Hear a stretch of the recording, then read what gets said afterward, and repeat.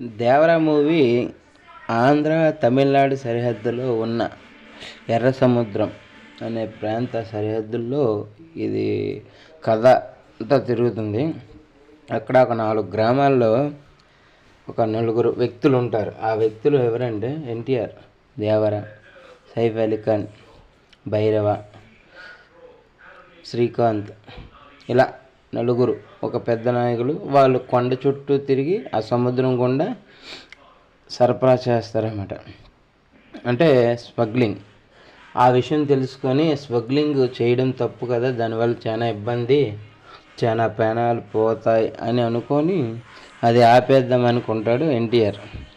తిరగబడితే భైరవ ఎన్నుపోట్లా చేస్తాడు. అటు కట్ చేస్తే సినిమాలో అన్ని ఎలివేషన్స్, ఫైట్స్ అన్నీ బాగున్నాయి. ఇది యంగ్ ఎన్టీఆర్